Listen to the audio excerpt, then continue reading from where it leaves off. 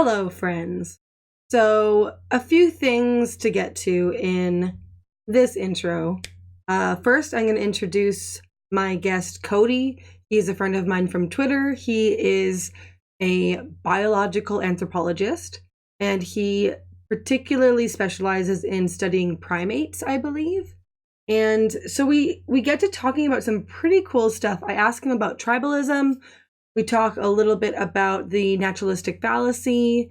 We also speak about Planet of the Apes and what he thought about that from a sort of primate expert perspective. And make sure to watch to the end, because I asked him about what one of the most interesting things is that he's been studying lately. And he talks about hunters' attitudes towards their prey in hunter-gatherer societies. And it's really interesting. So yeah, make sure to watch to the end. And also I want to talk about my channel name. So I am going to be rebranding. I'm not sure exactly what I'm going to be calling the channel, but for now I'm just going with Andrea with the Bangs, because that's sort of my my thing on Twitter, and my Twitter stuff kind of bleeds over to my YouTube stuff and vice versa. So I'm Andrea with the Bangs, and thanks for watching. Leave a comment about what you think, and here's Cody. Okay, and well, I can't say live like Joe Rogan does, but we're recording. So, okay. Hi, Cody. Thanks for coming on my show. Hey, thanks for having me on. Okay, so you are an anthropologist, like specializing in like biological anthropology. Is that, do you want to explain that a bit more? Yeah, that's correct. Yeah, I'm a biological anthropologist. That means that out of all the very many faceted things that humans are, I study our biology. Mm-hmm. Within anthropology, we often think you kind of go to the field and you look at these kind of remote societies, write down a bunch of things, come home and compare it to your own society. Mm-hmm. Anthropologists do that, but anthropologists also study bones. They study just general human biology. I study primates, but now I've been focusing on a lot more different things with human psychology. Human music is something I've started doing recently. Really? Yeah, vision and a few other things, but yeah. Okay, because oh wait, so I need to explain how we know each other from Twitter, so we will be maybe referencing Twitter things quite a bit here.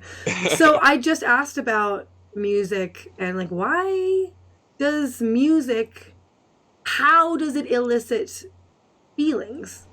Like how does one bring about the other? Is that something along the lines of what you're kind of looking at with music and humans? So I don't do that psychology side too much on that. Okay, see, I didn't know what category that would be in. Okay. Yeah, I just analyze the patterns of songs, kind of looking for similarities around the world.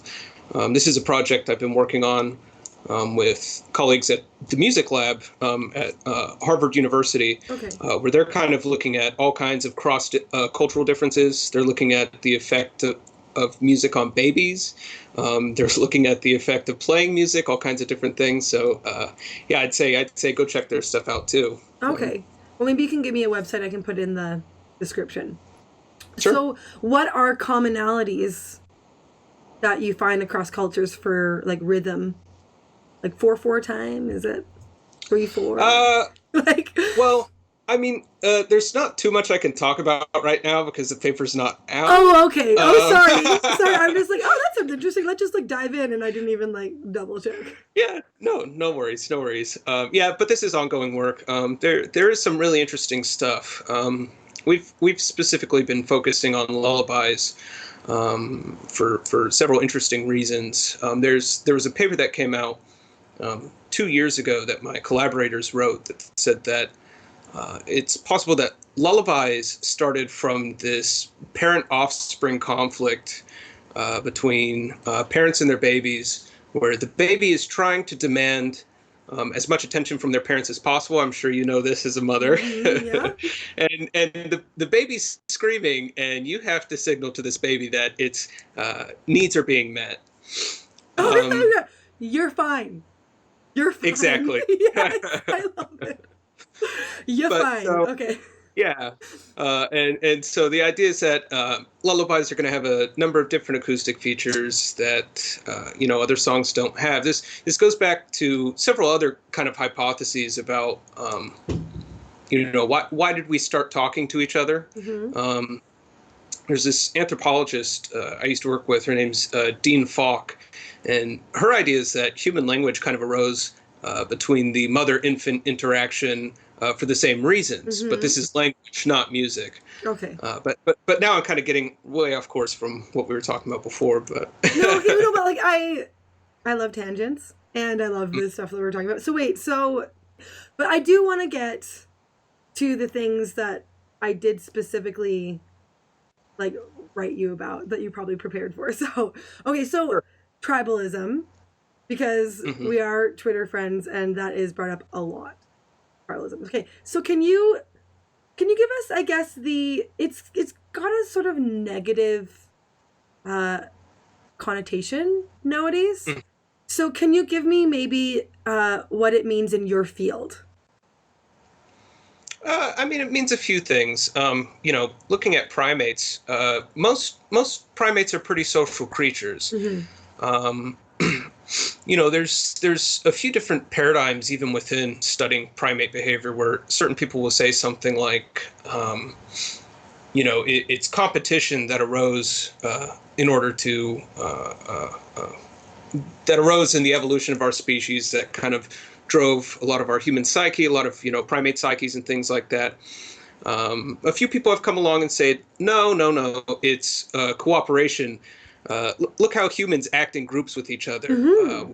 We tend to help out each other quite a bit. We tend to defend ourselves against other groups quite a bit, and a few other things like that. But this kind of goes back to competition as well, because it's this question of, okay, so you kind of come into these groups in order to get better access to resources, to make sure that everyone's taking care of each other. But usually this is only for your group and not for the other group. Right. This is something. There was a very good book called The Territorial Imperative, written by this man, Robert Ardrey, who's a playwright turned biological anthropologist and primatologist. Oh, and so he kind of yeah. So he was talking about this stuff way back then, talking about tribalism arose out of the demand for primate groups to control different geographic areas in their landscape. Okay. Because there only are so many watering holes, so many good trees you can get, and these resources are finite. You can't just be giving them out to everyone. So you have to pick and choose who you can share things with, because the world is very finite. Okay, so that's just how it arose. That's just like the facts. So, okay, how do you see that connecting, like that sort of, the way you have an understanding of tribalism in our historical record, comparing it to now? Because some things I've read, or just read people saying, oh, we're far more tribal than we realized. Is that true? Yeah, I think that's true. I mean, we've always had these kind of tribes, just in terms of small geographic bands of people sticking together. But as we've moved along, and this is kind of what evolutionary psychology has had, we still kept the same Stone Age brain. Yeah. Not too much has changed. So we still cling to these tribes in different ways, whether it's sports tribes. You look at sports and you say, wow, it's almost like these neighboring towns are going to war with each other at these high school football games. And or it's Twitter tribes. I mean, we kind of have the same brain that we've had for a long time. Human groups are pretty much limited to having about 150 people. Oh, Dunbar's number. Yeah, I yeah, know yeah, that. yeah. I know things. Yes. I've picked up a few things since I've been on the platform. Oh yeah, yeah. So I mean, that's just kind of more proof of this kind of constraint that we have to seek out people who are familiar with us, who agree with us, unfortunately, who look like us, and those kinds of things. Okay, so how are we doing though? Like with this, with you know what I mean? How's Yeah, it going yeah. from your from you? I mean, we're all watching, those of us on social media, how things are going. But you, Hmm. that's what I want to really get at. So you have this knowledge of explicitly where we came from. And you Hmm. might have this understanding that is sort of explaining why this is happening. So, like, what is going through your mind when you see people saying, "Oh, tribalism, look at it, it's a thing." Like, do you know what I mean? Is there sort of a different sort of thing that you might have that I don't even know? Okay, yeah, yeah. So I don't think there's too much that I might see differently from lay people on these kinds of things. I'm actually kind of nihilistic about uh, what we can do about it. I think there are people who will disagree and say, well, globalism is a tribe now, and I think that's true. Wait, It how? Well, you kind of look at what's happening to the European Union. Yuval Noah Harari. Brexit? Yeah, well, yeah, exactly. So this is the problem: is that certain cultures aren't really equipped for joining this kind of global system. Mm-hmm. That could be good, that could be bad. But Yuval Noah Harari, in this book *Sapiens*, which Yes. I am not really too much of a fan of, Oh. uh, but he said that he thinks that uh, globalism will become a tribe. There's a really good new book out called *The Human Swarm* by Mark Moffat, Oh. and he kind of gets into the difference between we have tribes and then we have societies. Is Mm-hmm. it possible for us to have global societies? Because then a society is kind of defined uh, by exclusion. I mean, that's what a society is. Mm-hmm. Um, I mean, I'm not. I kind of fall on that more nihilistic side of things, but But can you explain like meaning it'll end not with a bang but a whimper or like what? well, no. I mean, I just think the tribes are always going to be here. We can complain about them all we want, but the only way to really fix it is to look past it yourself. And that's not to say that tribes are really bad either. Okay, that's what I kind of want to go into as well. Yeah. I mean, like specifically, you hear a lot of people say that tribes are terrible because they stop people from acquiring new knowledge. So there's a recent paper by David Buss and von Hippel that said that, oh, one of the reasons why people don't really buy into evolutionary psychology is because their brains evolved not to. These kind of tribal signaling mechanisms prevent you from saying, oh, yeah, let's say men and women are different or something like that. Mm-hmm. Instead, they demand that you kind of virtue signal to make sure that you don't believe that. And you really won't. But, at the same time, tribes are they're kind of essential for making science go forward. We just got done. I have this book club, and we just got done reading this book called Against Method. It's pretty postmodernist. There are a lot of things to disagree with in the book, but he talks about how, say, for example, when Galileo presented to the world this kind of Copernican revolution, saying, "Ah, yeah, the Earth is orbiting the sun, not the other way around." Mm-hmm. Uh, he really didn't have the facts on his side. Oh. What?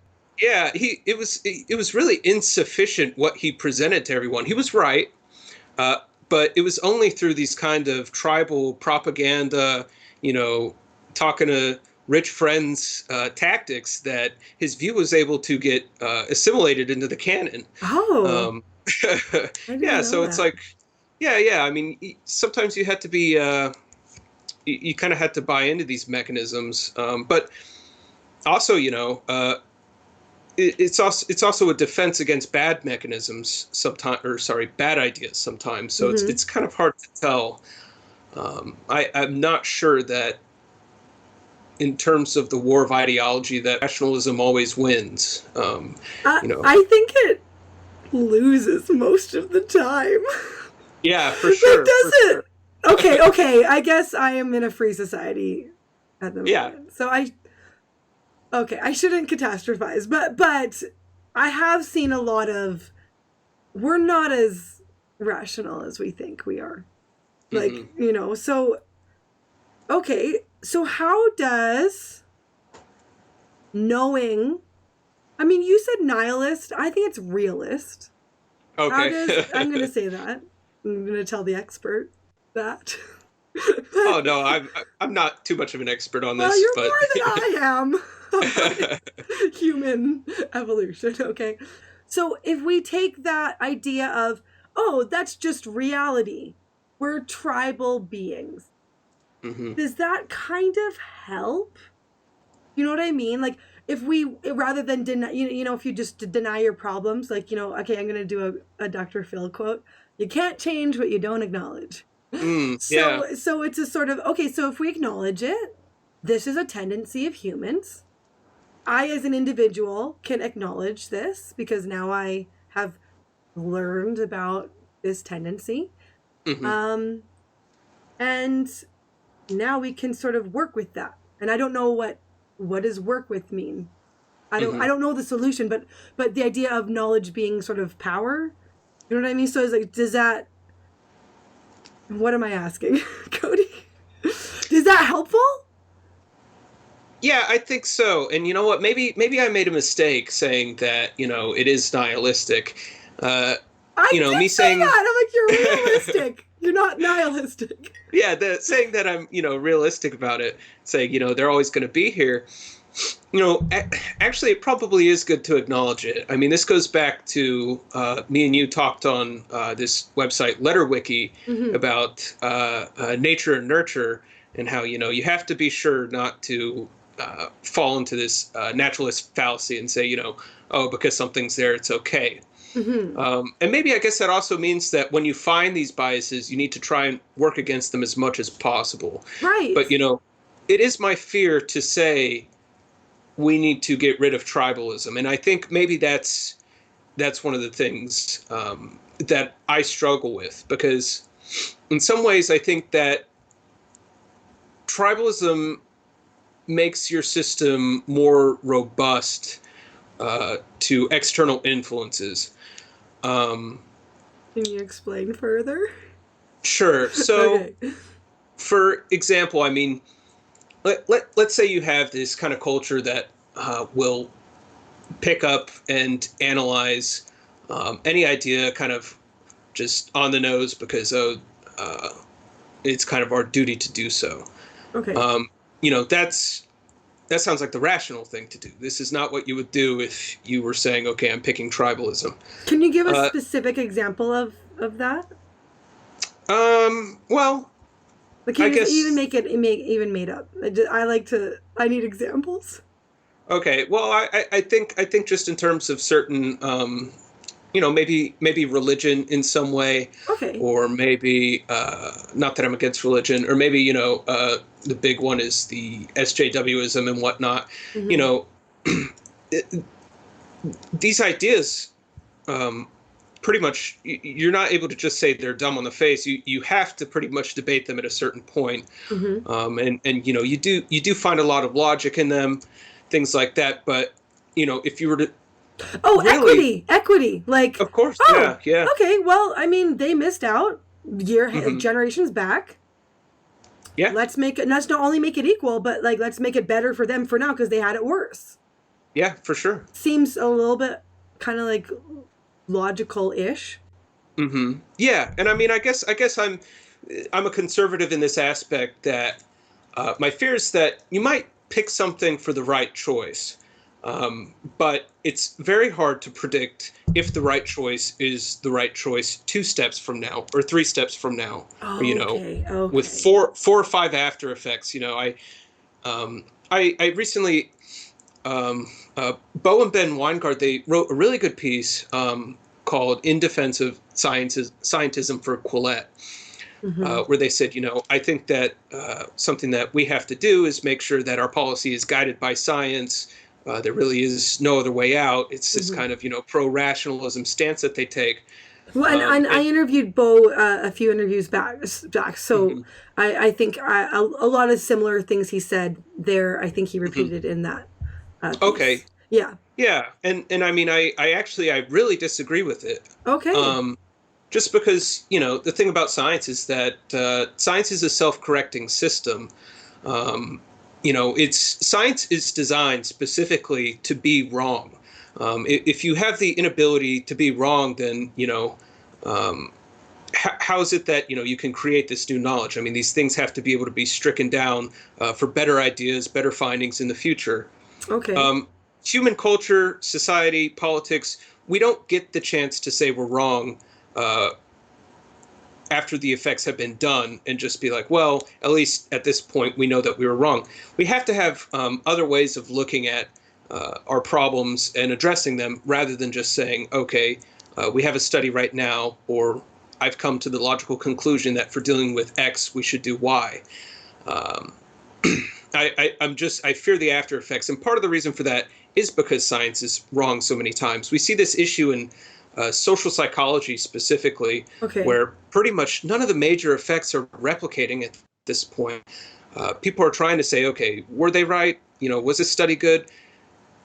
And they're just falling to the wayside left and right. And I'm sitting here saying... do you have an example for that? So there was a good one, which was the Stanford prison experiment, where, you take these people, these college students, and you lock them all up in this building together and make like 2 or 3 of them prison guards. And eventually... I remember hearing about that. Yeah, it went bad. Yeah, eventually they turn into these, horrific fascists that are just, hitting people who used to be their friends and stuff. Well, turns out it's completely BS. What? And yeah. Really? Well, and you sit here and you say, man, this was so influential in our society that it doesn't take much to break down to, yeah. Mm-hmm. And it's like, man, what if we had started making social policies and political policies? That was up-to-date science at the time. It was correct when it came out. So it's like, maybe we shouldn't be using these kind of scientific ways of thinking in order to make our policy. Maybe we need to look at history and say, what has already been tried before with the most success with regards to policy? What if it's a mix of both? Mm-hmm. Like what you just said and what the Weingart said. I'm just the centrist. Yeah. Yeah. I think it is a mix of both, because if you're going to sit here and say we need to base our policies off of historical ones, you have to have some kind of yardstick for saying which is the best policy and all that. So yeah, there's some pretty questionable historical ones. Oh, for sure. Well, that's why. But that's the thing about history. You get to have the hindsight and say, "Oh, yeah, let's not do that." But with science, it's new. Right. You don't want to be creating new things out of thin air, and that's my fear with the scientists. And that's the thing. I mean, it's unfortunately I can't speak at all for Bo or Ben Weingart, but it is something that you might not even really be disagreeing as much as it sounds. Do you know what I mean? Sure. Like they might be like, oh yeah, it's totally, you gotta be wrong all the time, and the scientific method being only true for right now until the fact is proven wrong. So I mean, I have no idea. Maybe there would be more. I don't know. Oh, for sure. Yeah. Maybe more or less. I don't know. But it's something that.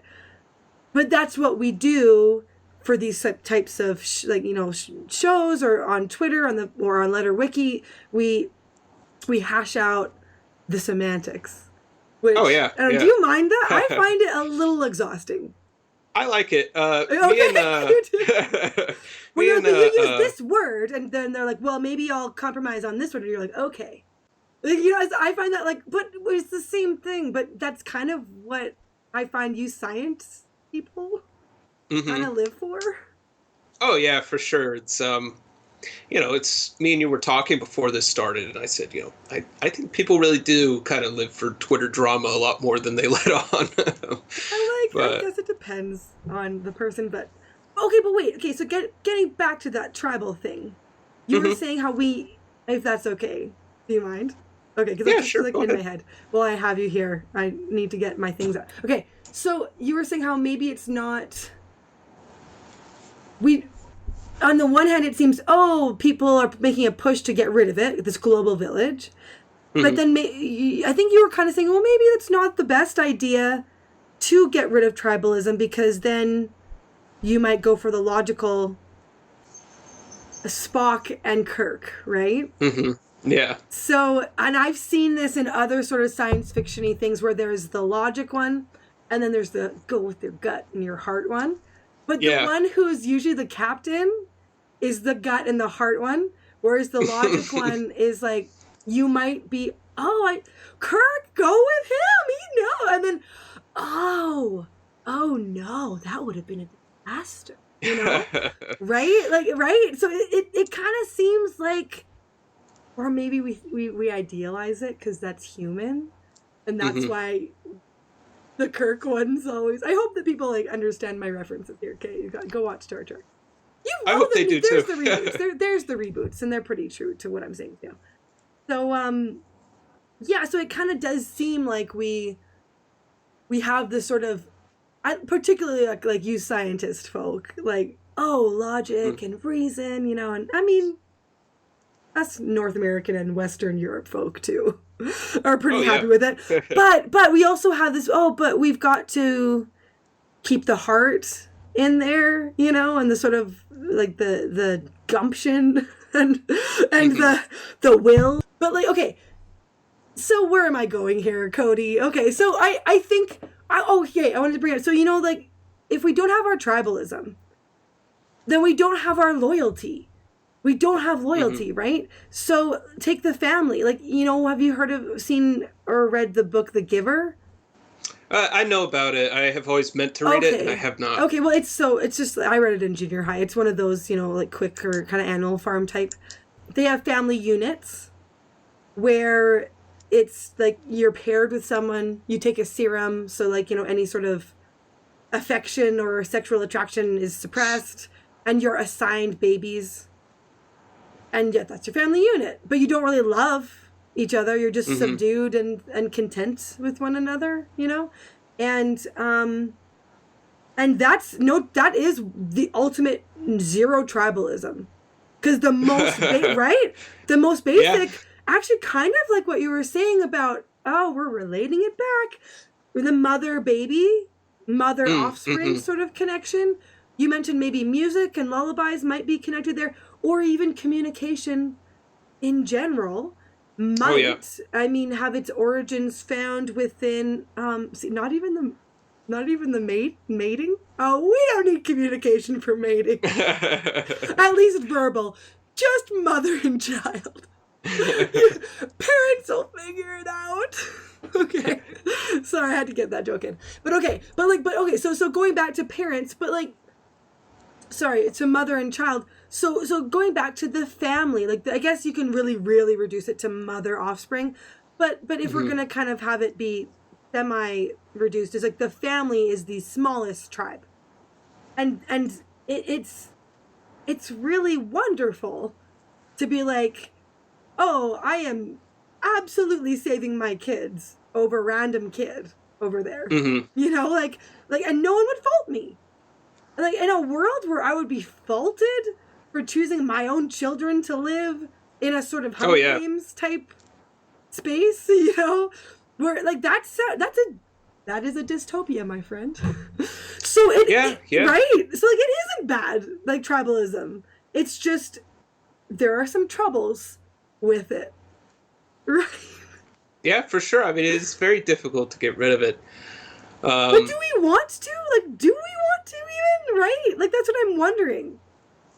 no, I don't think so. I don't think so.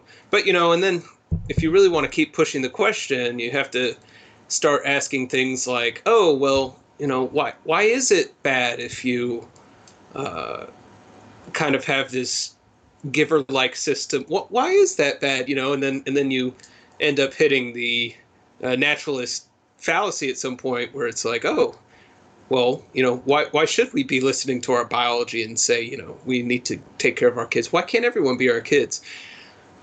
Okay, These so these are very is that naturalistic fallacy there? Like, take care of our kids. Oh, it could be. I mean, it depends on what you find important, of course. But okay.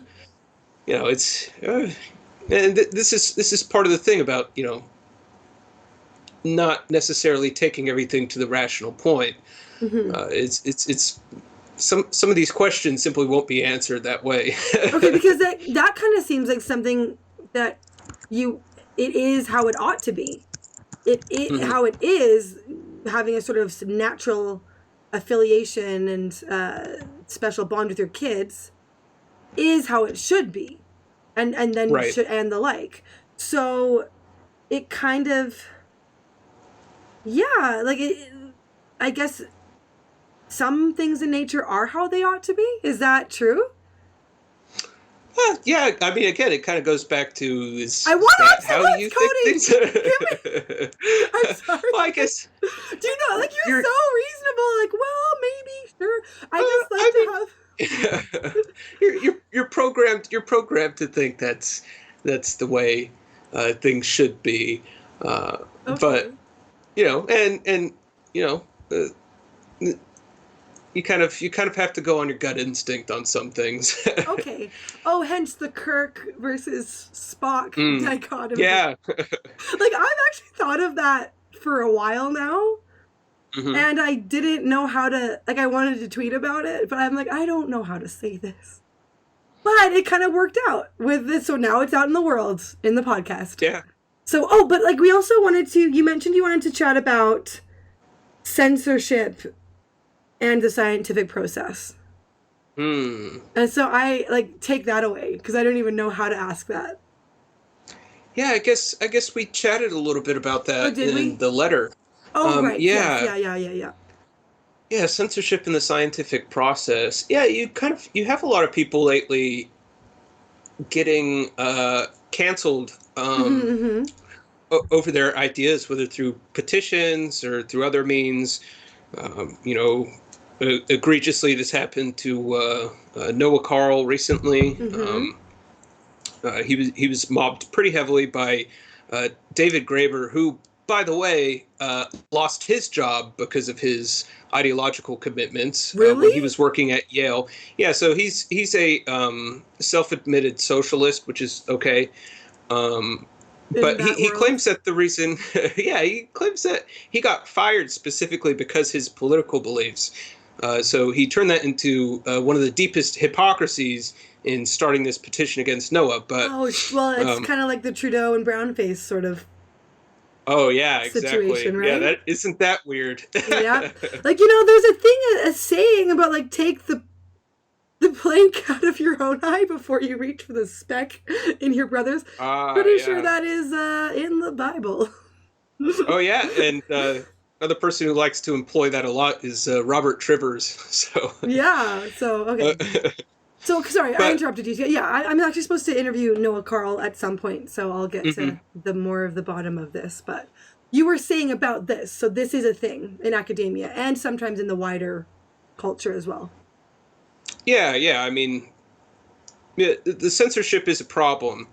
Now, it's true that I think there are bad actors in some of these realms. Mm-hmm. There most certainly are racists up to no good who enjoy discussions about IQ. I mean, you can't deny that. Okay. You get all kinds of weird people on Twitter that creep into tweets and stuff like that all the time. Just like, there are plenty of sexists who want to look at, say, sex differences in behavioral profiles and Mm-hmm. use that to justify their own, patriarchal system. Mm-hmm. Now, I'm not really sure that censorship is the way out, though. Mm. And if anything, it makes it worse to taboo these questions because it specifically attracts those people. Okay. Um, Like a moth to the flame. yeah, exactly. But so I mean, that's kind of a big fear of mine when it comes to censorship. I think academic ideas should be able to come out as much as possible. Einstein said something like, "You have to be able to separate your research from your professional obligations, such as your, professional societies, the people in your department, things like that, as much as possible, because research needs to be a completely creative process and independent. You know, and research also needs to be. Why did I even bring up the Einstein quote again? I forget. But just anyways, my whole point here. Separate it, yeah, because it. Yeah. Censoring. Well, should we censor? And that's not a good idea. Yeah. So Einstein agrees. Yeah. In any event, we shouldn't be censoring these ideas because it specifically puts that marker on them for crazy people to say, "Oh, that's what I'm drawn to." Yeah, they're burying it. So like the almost kind of conspiracy theorists, like they're burying it because it's very true about the supremacy of this, that, or the other. Exactly, and it also, the other problem is that what happens is that by making it this kind of topic that only the bad guys can discuss, they're the only ones who get to develop, rigid formulas with what to do with that knowledge. They're the ones who able to get to say, okay, the second that, I get in power, this is how I'm going to use the knowledge to screw everyone up. Right. So, you can sit here and say, okay, let's just try and brush this under the carpet, or let's, confront this and make it not exist, which you can do. You can make knowledge not exist, but as long as the other people are using it. Yeah, but how can you make knowledge not, like, how do you mean like people who make a discovery can be like, don't let anyone know? Yeah. I mean, you can put old ideas to bed and make sure that they never come back up again. So I have this picture of Indiana Jones in the warehouse with the Ark of the Covenant being shoved away. Oh, Indy was a controversial academic. That makes a lot of sense. Okay. Oh my gosh, how much? Okay, I'm sorry, we have to go here. We have to tangent here. Sure. I don't even care if we come back. I'm sorry. We just have to. Yeah. I just realized I'm talking to like an anthropologist in real life, and then like Indiana Jones in the field, and like, what do you think seeing that though? Oh man. Like really, please. We should have started this like at the beginning, man. I'm so glad we. Oh, for sure. I mean, it's a trip. Okay. The boulders that just come, the booby traps. Oh yeah. But I feel like I know a lot more. I know a lot cooler archaeologists than Indiana Jones at this point. I look at people in my life and I'm like, yeah, I think you're a lot cooler than Indiana. Okay. They're not out there, killing people and stuff like that. But and it is true that snakes are pretty much the biggest bane to an archeologist's existence. Okay, but wait, is that like really though? Yeah, because you dig these. I needed to make sure. No, it's true. Oh, really? It's true. Why did it have to be? Like... Yeah. No, the archaeologists hate snakes. I mean, they, because you dig these holes, you leave them overnight, you come back, there's a bunch of snakes in your hole. Okay, so that's true. Yeah. I didn't know that. Surely they talked to someone when they put that together, but. Oh, I love that. Oh, it's okay. But wait, so what? I want to hear like this is ridiculous.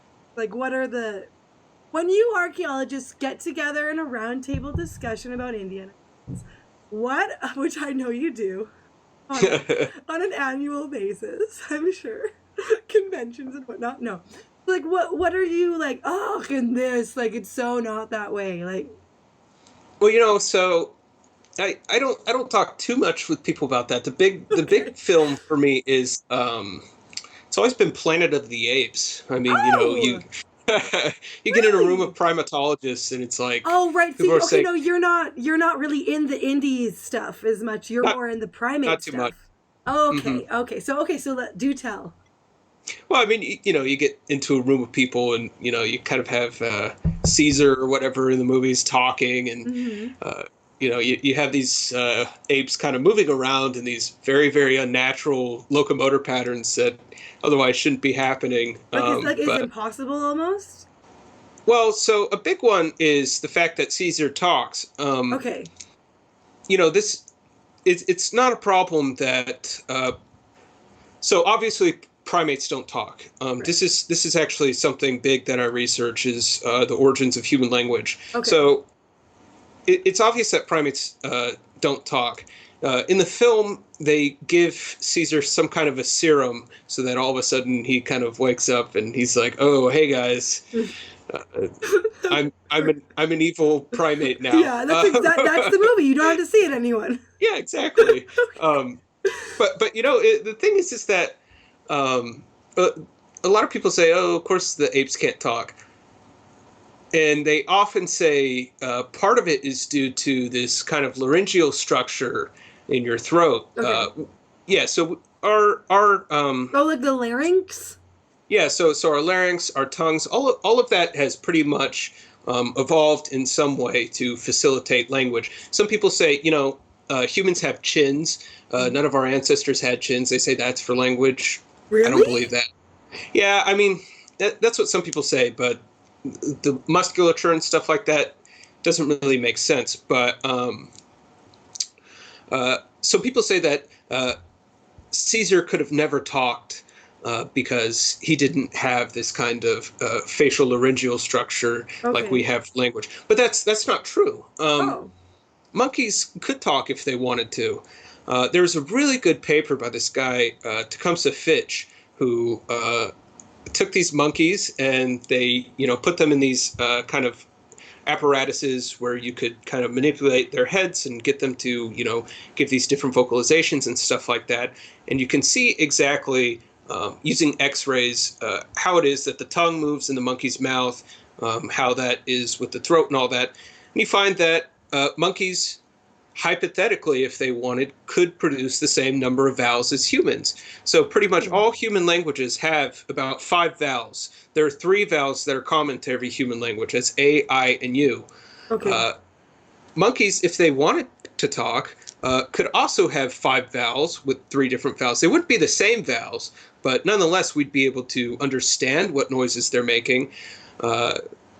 So Caesar, so it's not too unreasonable making this monkey talk by giving it this chimpanzee talk by giving it a better brain.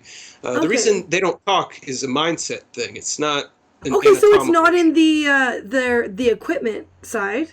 It's like in the, I guess, mind side. Then is that what you're saying? Yeah, and it's weird what parts of the mind side it is.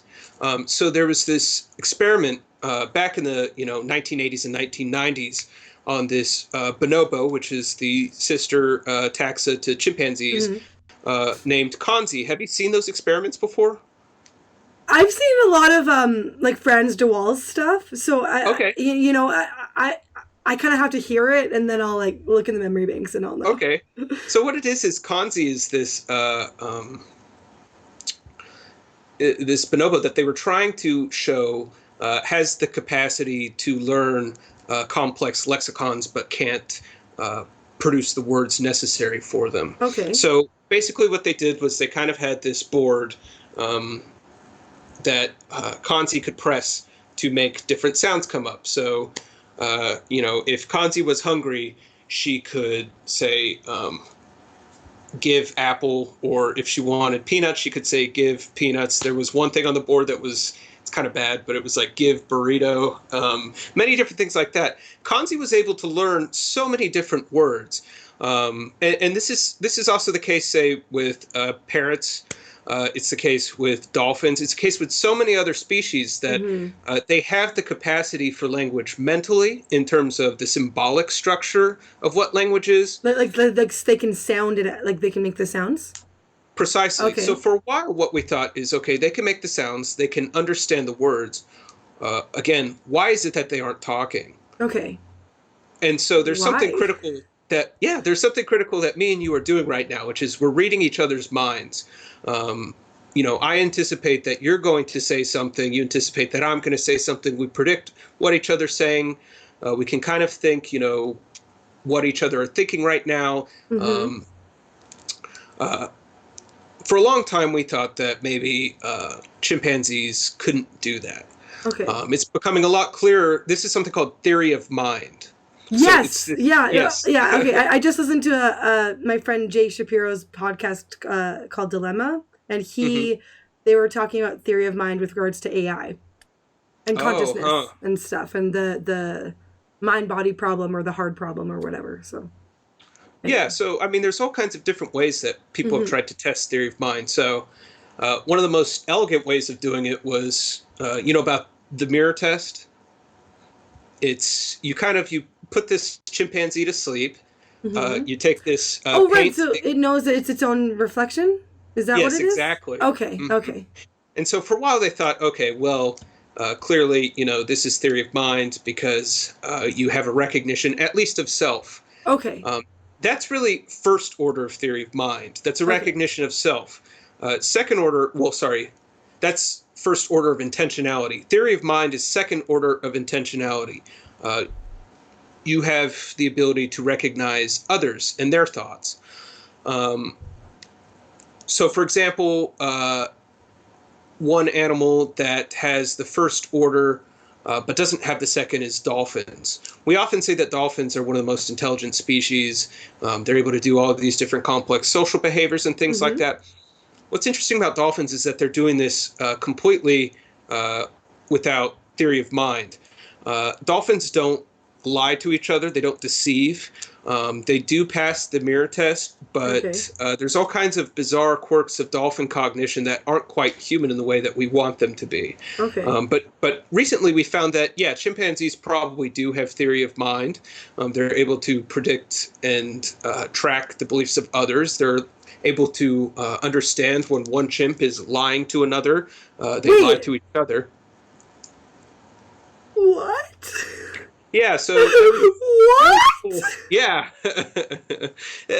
there's these really cool experiments they've done using videos. You put the chimp in a place where it's paying attention to a screen, and it's you give it a banana to eat, and while it's eating, you give it dinner and a show. They call them these ape soap operas. Okay. What it is, it shows this film of some situation. Say someone comes into a room. Put something on the table underneath a cup. They leave the room. The other person in the room moves it and puts it somewhere else. So it knows where. Okay. Yeah, so the chimp's watching this. The person who left the thing comes back in the room. And what you do is you use these cameras that track the ape's eyes to see where they're looking.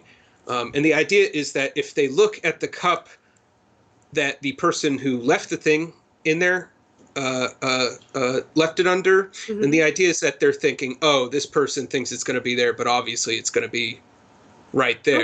Okay. So it's this knowledge that that this other person has lied to the first person. I know, but you don't know. So, yeah, exactly. Okay. And so that's the recognition of the lie. And we know now that orangutans and chimpanzees and bonobos are able to do this pretty well based on Zeus. They'll look at the cup. Yeah, they'll look at the correct cup. I know it's there, but you don't know it. Yeah, they'll look at the one that they think this person's going to look at rather than the one that it's actually under. Okay. Yeah, the whole time they're eating these bananas and kind of watching what's happening. It's really interesting stuff.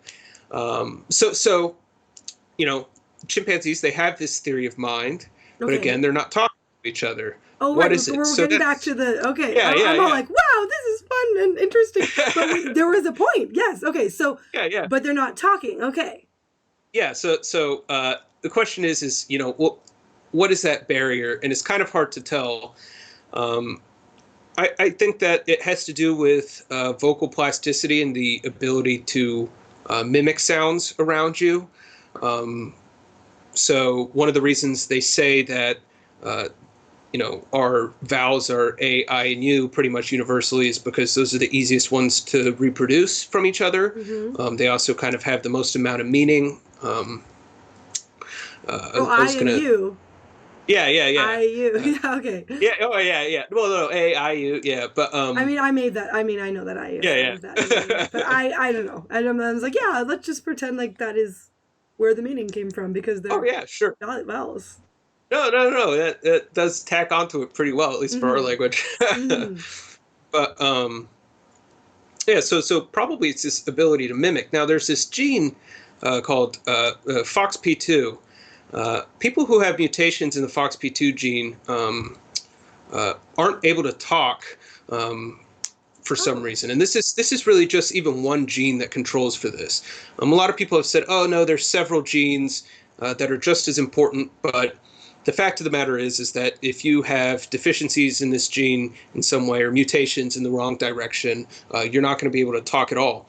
Now, what's interesting is that, and this goes back to this kind of beginning part we talked about with, babies and stuff, is that there's only one site, it's called POU3F2, that differs between Neanderthals and humans in terms of their FOXP2 gene.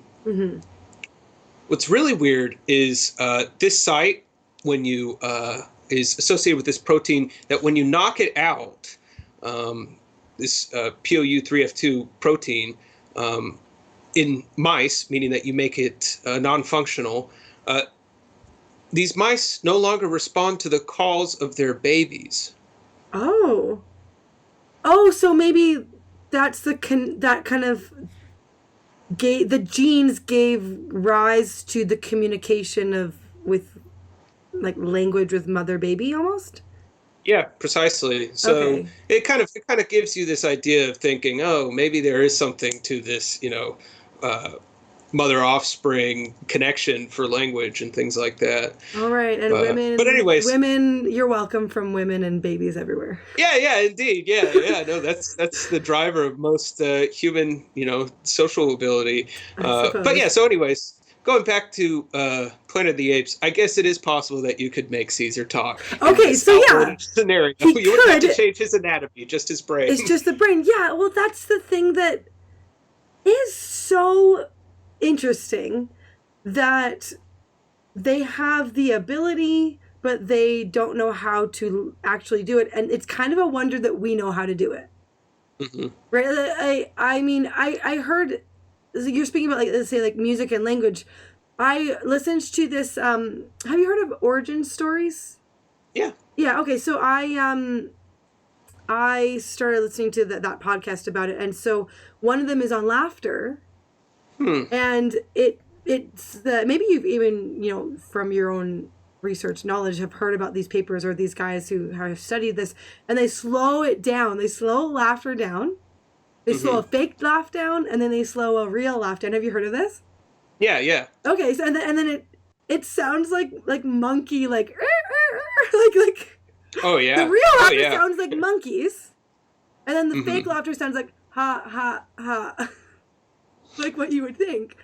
And it's like, oh, that's just us, like, being monkeys, like being, but but and they kind of laugh. Like, the idea is like, okay, so we sound like this when we laugh, and you do see this in, well, I even heard that, like, rats laugh, but we just, it's out of our range, but they do laugh, and so that's a vocalization that we still have, and that they have, but we just kind of bring it to another level with words, I guess. I don't know. Would laughter be part of that sort of vocal part of communication that is in speech?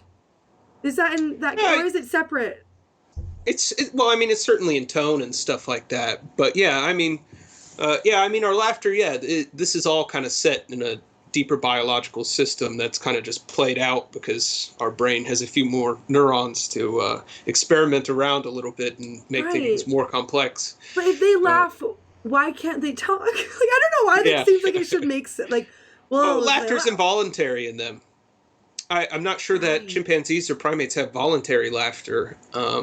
We can fake laugh. Oh, okay. See, I'm like, well, it's involuntary. Oh, no, but we can tell the difference. But we can fake laugh because of theory of mind in us being like, I feel bad, so I will, or I want that promotion, or I want to make this date make me feel like they're doing well, or whatever.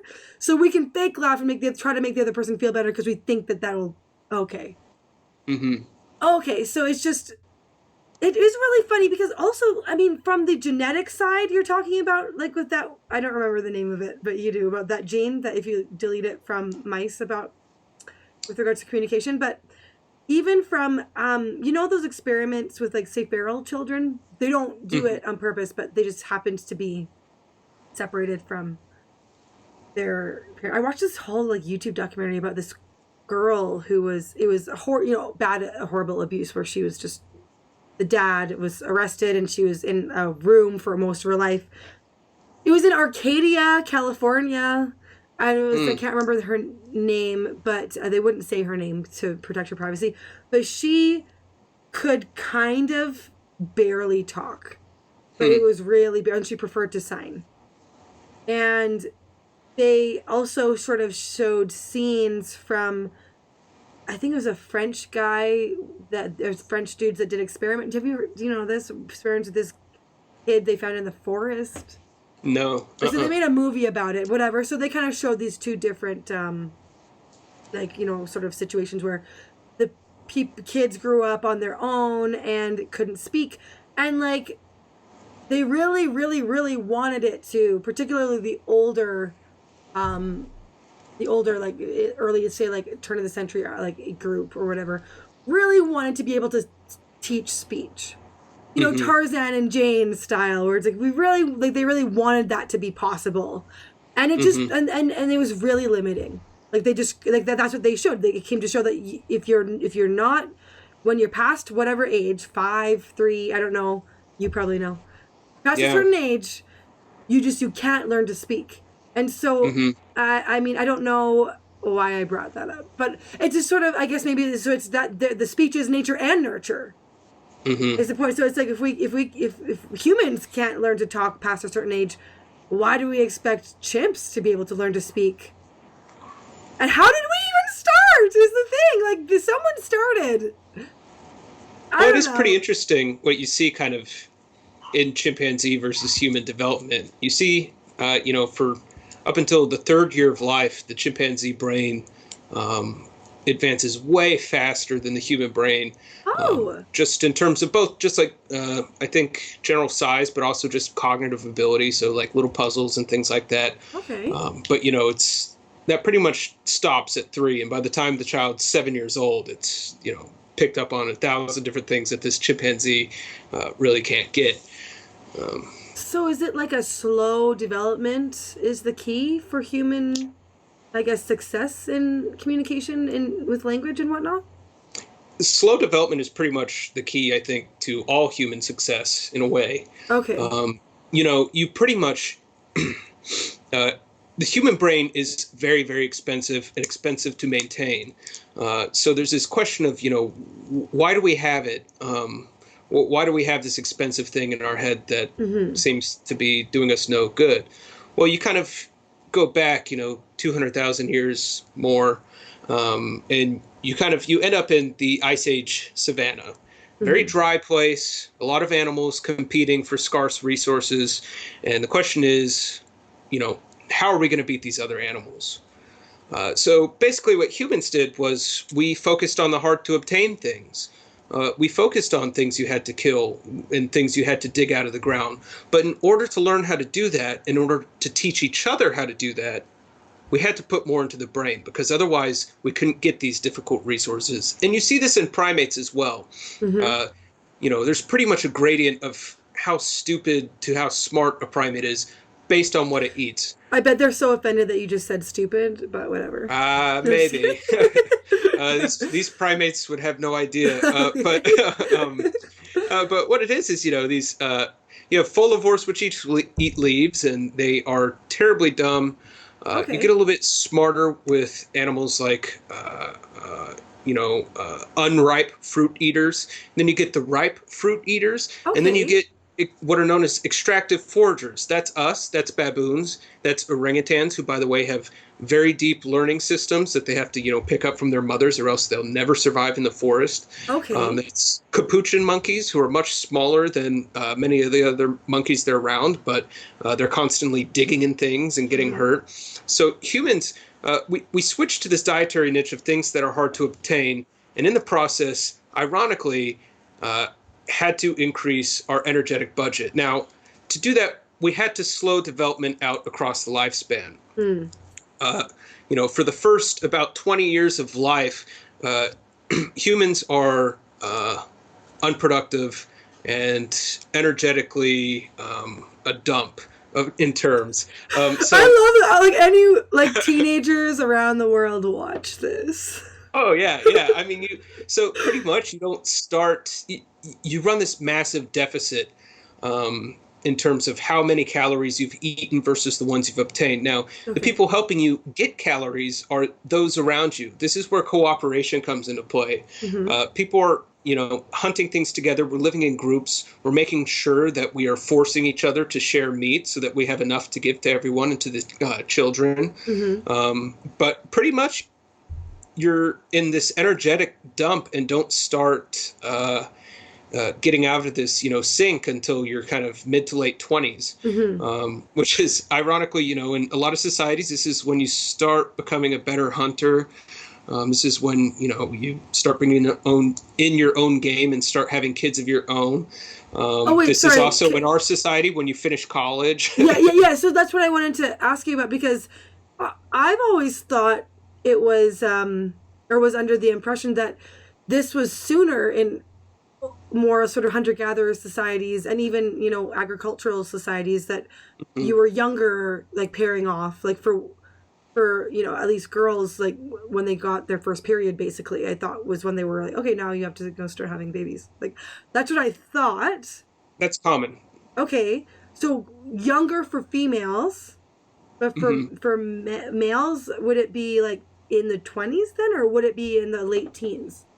Well, so this Or hypothesis mid-teens? is a little bit male-centric in terms of who's bringing in the gross calories and protein which are needed for the brain each day. Right. Women, of course, are foraging, and bringing in a significant ton of calories for the family unit. A lot of times this comes through getting stuff from tubers, which are hard to obtain. Women across societies have these digging sticks that they kind of, get these tubers out of the ground, picking up small game that they come across or actively seek. But men are really the, as you'd call it, breadwinners in so many groups. They're bringing home big things like meat. In a lot of society, the most valuable thing that people can eat is honey, but honey is the hardest to obtain food. You have to climb up a tree, you have to get stung by bees. One of the biggest reasons why women leave their men in Hadza society, which is this hunter-gatherer system in East Africa, is that, he didn't bring me home honey enough. I kind of love that. Yeah. Like, so it's Mama needs her honey. Oh yeah, and so, and this goes into both life history and intelligence kind of play together. You have to have this long developmental period in order to learn how to be in your environment, Right. In order to learn from peers and from your parents, and So the just youth, to pick up on things. The youths are kind of, at least, I guess, like you said, looking at like the breadwinner, the protein winners. So the younger youth males, they're kind of not considered really done in the like teen, like it really is into like more of the 20s. Yeah, well, I mean, they'll be hunting and stuff, but practicing, but they're not going to be like, okay, you're good. Yeah, like, I mean, and they won't get their first wife until way later than women get their husbands and stuff like that. Right. So. Okay, hence like naturalistic fallacy, like doesn't need to be ought, like is. Yeah. Right. Okay. But it is interesting to understand our history and to be like, oh, okay, so this is why things have been in the past. Doesn't mean it has to be this way now, but interesting information. So I wanted to ask, what is, maybe this will be a good place to close. What is something, because there are some things that you've said that I'm like, what? Like with regard to like the chimps and knowing about lying. What was something that is memorable for you that you were like, what? We did that? Or like monkeys can do that? Or like, that like that sort of had a certain connotation towards humans and how we are and why. What was something that you're like learned that you had this kind of like, that's amazing kind of reaction? Or that's horrifying. Kind of like a huge moment. Let me think. And it doesn't have to be one. It can be like lately or like a memorable in the past. It doesn't have to be like anything. It doesn't have to be like one specific, but anything that comes to mind. Well, the big thing for me lately, and I've kind of been working on this project, looking at hunting systems around the world, and kind of hunters' attitudes towards their prey. So I've always thought that, vegans talking about animal suffering was this Western, educated, industrialized, rich, democratic, what we call weird society quirk, and caused by an extreme amount of development. It seems to me that this kind of empathizing with animals is a very, very deep psychological and cultural system in humans. So the most common religion, just in terms of numbers of religion around the world, is animism. And it's this idea that everything in nature has, a spirit. Rocks in some animist groups have spirits, trees have spirits, animals have spirits, but the root, of course, is animal, because the most common is animals have spirits.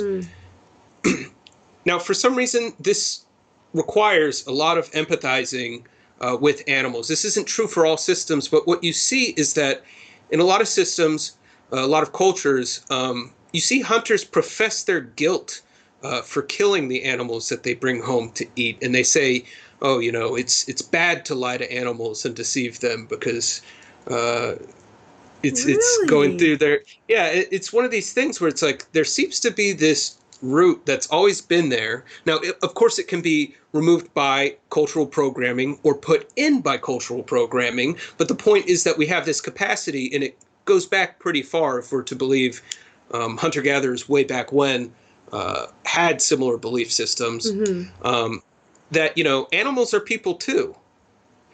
Very weird thing, but this is, very common, and I'm finding it more and more in the literature that I've been reading. I haven't started a project on looking at it right now or quantifying it, but it's popping up in more places than not. But yet they still hunt them, though. It doesn't make them stop. Because it's a necessity. Yeah, they have to eat them. Yeah. Because of our brains. Yeah, because of our brains, because, they're not in agricultural systems where you can get these proteins from other places, all kinds of reasons. So it kind of makes me think that, we say, oh, veganism is so weird, and why are we choosing to do this? It's so unnatural. Psychologically, it seems to be rather natural for humans. It's very weird. I mean, I'm not a vegan myself, and I have no qualms about eating meat, but I see this and I now understand. Looking at people who have these qualms, I'm like, oh, well, this actually goes pretty deep. This isn't unusual or, some gross demasculization of Western culture. This is a pretty common thing among hunters around the world. Interesting. And they profess guilt. Well, I've heard about, just like remembering from grade school social studies, like, learning about the First Nations here in Canada. So there would be a sort of an apology, or maybe it's just documentaries I've watched. Sorry, who knows? It's been mixed up in there, but my memory is, and it sounds about similar to what you're saying, but they would do a sort of apology to the animal and a thank you for giving. Is like, okay, thank you for giving. I'm sorry I had to kill you, deer or antelope or gazelle or whatever.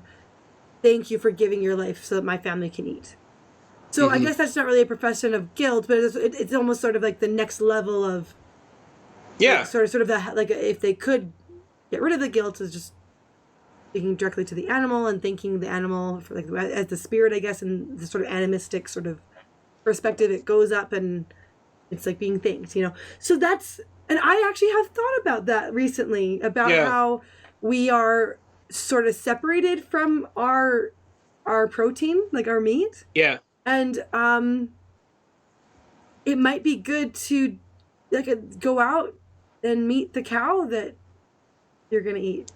Well, it's also weird, just like in terms of our cultural development, it's this idea that,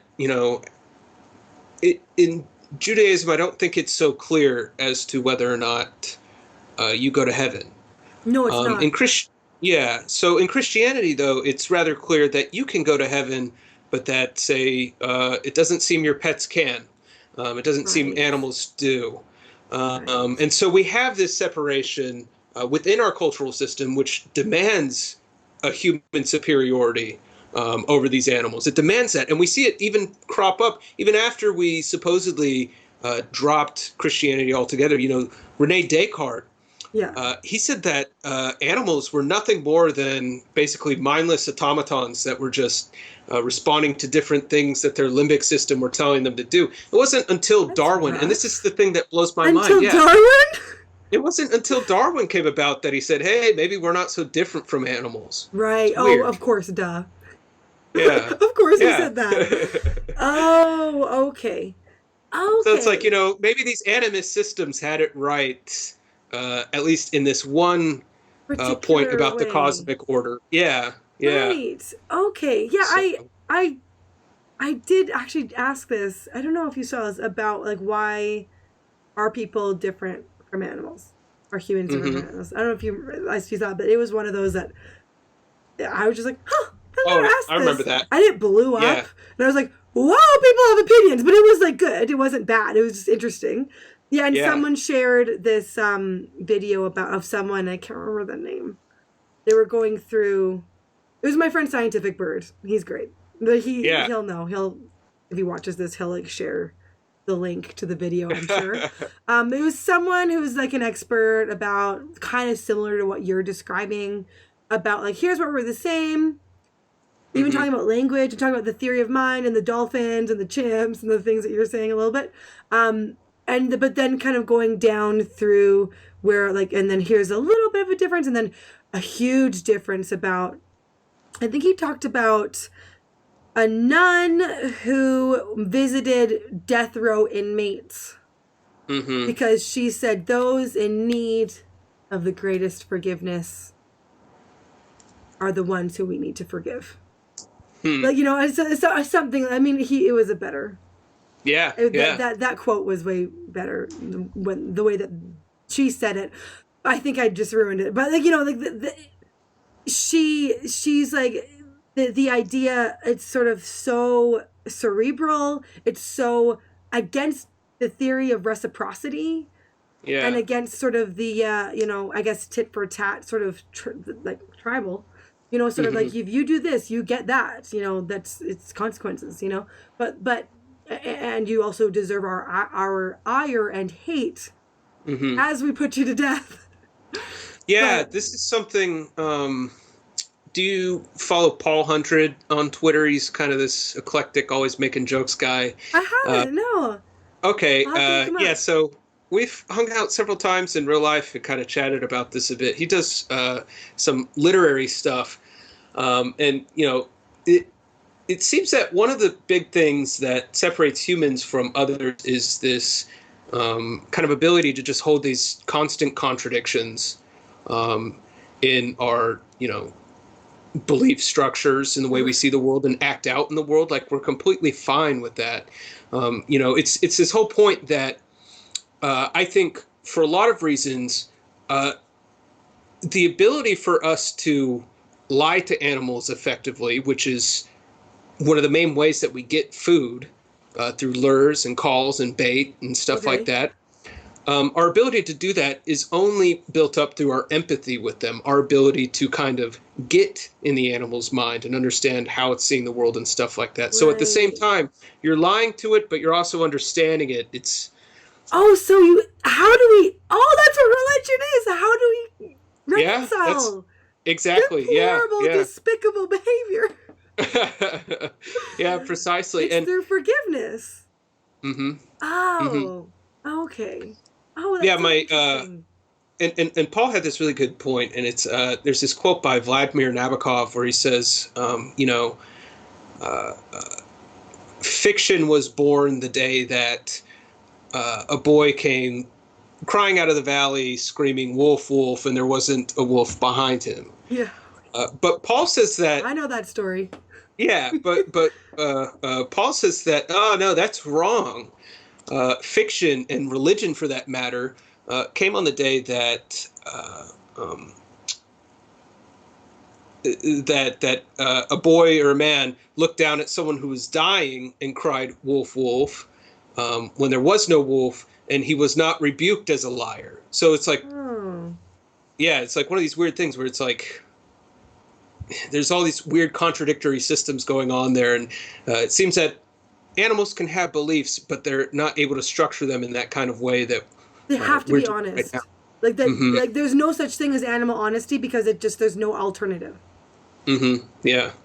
Oh, I just thought of something really profound. Even though it was all thought before me, but I just compounded it in a statement. What was it? Just now, animals can't lie because they don't have the ability to. No, yes, I just said it. No, I told you a minute ago that my memory about my verbal memory is very busted. Oh, right. Oh, I'm cutting that out. I had to cut this out too because I'm going to cut that bit out because it was when I was thinking out the video. But okay. So, okay. Yeah, that's interesting.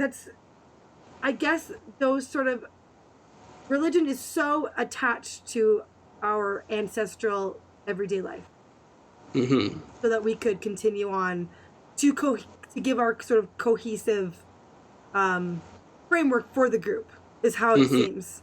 So, and like I'm saying that as someone who I'm like, oh, it's really I'm a Christian, so I buy in. I buy into that sort of cohesive thing, but I do see sort of the outside in because I've watched those Jordan Peterson lectures on the sort of psychological meaning in like the biblical stories, and he talks about what you're literally talking about. But it's a sort of he does have from what I've heard he does a pretty good job for a non-evolutionary biologist for sort of bringing in the evolutionary biology into the stories. A lot of people hate it. A lot of people do, because and I think that what he's saying isn't the problem. It's the way that he's kind of positing it as saying, these kind of archetypes are also present in our daily lives. I'm just not sure that the pattern overlay is as clear as he thinks it is. Okay. Yeah, but it was really clear to me because I'm like, I know these stories since like basically birth, Yeah. And then hearing, like, that's why I started believing in evolution was from watching this. Yeah, like, no. I mean, his whole thing. No, I like it. Okay. And I do think that this is the entire point of folklore studies, which is if you really want to understand the people, what goes through their mind, you have to understand their stories. I completely buy into that. That's how you understand someone's worldview. Yeah. It's the same way that when you look at a piece of art, you're learning something about the artist. That's why you have different schools of art that tend to correspond with different schools of thought. So, postmodern art is this kind of amorphous. There's no such thing as objects. There's no boundaries to the art. It's kind of chaotic. This is kind of what postmodern philosophy is as well. Our cultural systems all recapitulate what we're actually thinking. Okay. This goes back to what's known as the Sapir-Whorf hypothesis, which is that, culture breaks down, culture just in terms of how we think about things, into our language, and our language shapes our thoughts. Right. And I think I agree with that because I know religions in the East are far more cyclical than ours. Ours are quite linear, and the East is like, and time is more cyclical in the East as well. Yeah. I don't even know what that means, really. I did at one point. I think cyclical time is actually just the most common, and it's linear time that is the anomaly. And we've and it kind of sort of arose with the Abrahamic traditions, it seems like. I think it has something to do with that. Although I don't know enough about, how did the Romans think about cosmic time, because of course we are using their calendar, but right, yeah, and the Roman numerals and whatever. Anyways, okay, well, I think that we're getting into stuff that you and I don't know about. Oh yeah. So but like I'm just like, I think I'm starting to ramble a bit. I'm like, I think that this random thought here. No, that's good. No, you have to. It is fun. No, but like, but it is. But it's interesting. So to get back to the Peterson thing about, he said something that you said that kind of rang true for me about our stories being sort of entrenched in our way of life, early way of life. The idea of the empathy. Now he's seeing it from the Adam and Eve story about, so if I, like, you know, how they realized they were naked and as in vulnerable. And again, this is his own, like, oh, I'm going to look at this as a psychologist. So he wasn't trying to be a theologian. So, which is why it was interesting for me. So it's like, okay, so I'm vulnerable because I realize I am vulnerable. You are vulnerable too. That means I can hurt you. And then they have the knowledge of good and evil. Oh, I see. Huh. See, so that is kind of what you said about getting into the mind of the animal. You're like, I'm luring you. I have a motive that is not known to you, and it's nefarious. Yeah, it is kind of creepy like that. But I feel bad because I know you're going to come to me. And I have the empathy enough to know that you think this is a mating call. You're going to get lucky, but you're not. You're going to get dead. So that's why I thought it was interesting that you said it. This is why I love learning about different disciplines that are kind of connected. You know, history, religion, anthropology, evolution, like there's like humans is human. You came up with that idea from, I don't know, your studies. I'm not going to say, like, I mean, I'm sure like you read it or you came up with it on your own or through an amalgamation of sort of research. And I'm pretty sure, like, I mean, he came up with that. He said it took him 20 years to come up with that. So so he came up with that on his own or through his sort of research. And so I'm like, and I'm sure others have come up with the idea about the empathy and empathizing with animals or empathizing with others and realizing we're vulnerable and then whatever. So, but it's like, oh, it's. I'm like, so it just makes me be like, oh, it's so true. You know, it just, I don't know if that logic is flawed or not, but to me, it just, I'm like, yeah, it's true because someone else said it.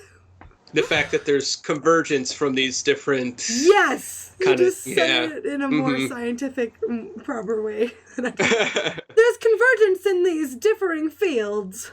Yes, exactly. Okay, so I think this is a good place to end. Thank you so much for going in these different sort of directions with me and giving me your knowledge with me and my subscribers and viewers because... yeah, it's nice to just kind of chat and be like, yeah, I'm interested in this subject. And it doesn't have to get super intense. So, I think my phone is going off. So. Perfect but yeah. timing. Okay. So, well, I mean, I guess I'll be seeing you on the Twitters. Yeah, of course. And if anyone has any questions, they can, obviously ask me or check out. I have a blog. Okay. And also, I have a book group that is reading all kinds of, just weird books all the time. Okay.